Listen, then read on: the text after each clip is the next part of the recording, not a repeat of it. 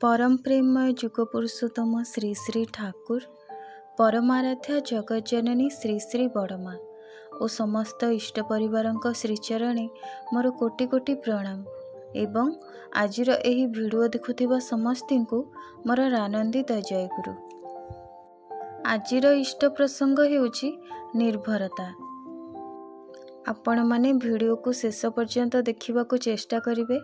जदि वीडियोटी भल लगे तेबे चैनल को सब्सक्राइब करबा पई भूलिबेनी।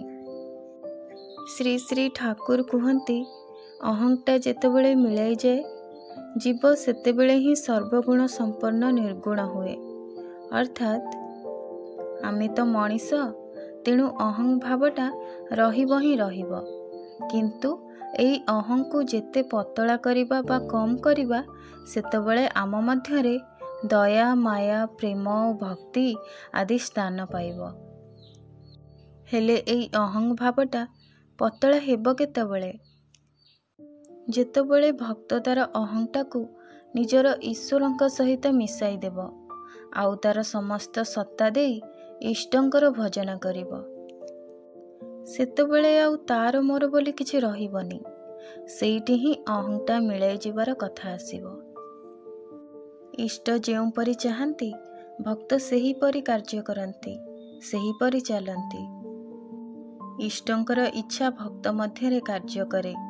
इष्ट जहा चाहती ताहा भक्त मध्य देई ही फुटी बाहारे आउ सारा जीव जगत ताहा अनुभव करे। भक्त इष्टमय होई काय मन वाक्य रे इष्टंक चरणे समर्पित हेले भक्तंकर इच्छा से पूर्ण करती।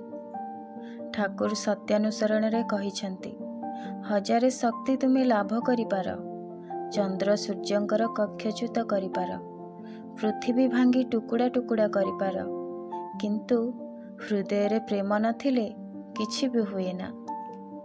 भक्तिर मध्यरे जदि प्रेम रुहे आउ ता मध्य देई इष्टंक उपरे दृढ़ विश्वास रे निर्भर रुहे तेबे इष्ट निश्चय तांको सबु आपदरु रक्षा करती।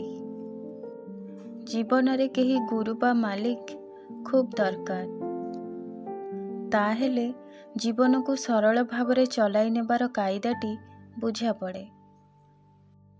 थरे गोटे बाघ गोमाता को घास खाउथिबार देखि आक्रमण करिबा उद्देश्य रे दौड़ी आसिला। गोमाता भी किछि उपाय न पाई निजे मध्य दौड़िबाकु लागिले। किछि दूर दुहे दौड़िबा परे गोमाता आउ पारिलेनी, तेणु से गोटे पोखरी मध्यकु झांप देले, जेउथिरे कि पानी सबु सुखी जाइथिला, किंतु पंक आउ कादुओ भरी रहिथिला। गोमातांकु झांप देबार देखि बाघटी मध्य सेही पोखरी को झांप देला। हेले ए कि सर्वनाश, दुहे तो सेही पोखरी मध्यरे फसी रहीगले।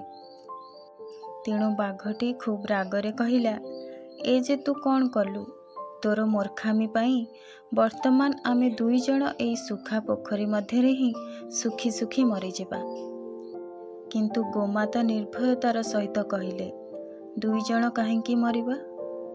अच्छा कह तो तोर कौन किए मालिक अछंती?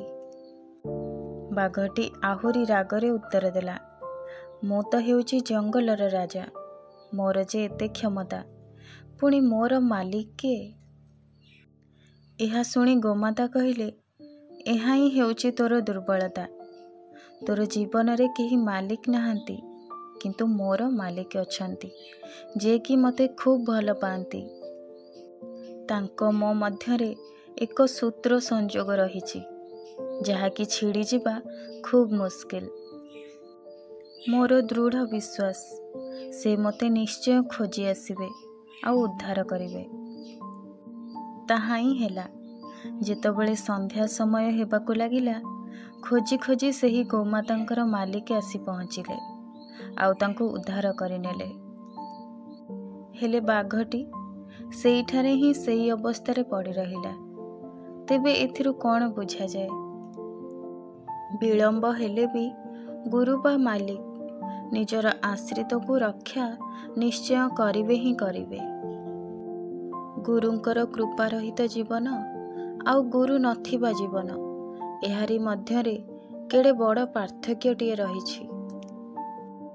ଯେଉଁମାନେ ମାଲିକ ବା ଗୁରୁ ବରଣ କରିଛନ୍ତି ଆଉ ଯେଉଁମାନେ କରିନାହାନ୍ତି, ସେମାନଙ୍କ ଜୀବନର ପରିସ୍ଥିତି ମଧ୍ୟରେ ଏହିଭଳି ଘଟିପାରେ।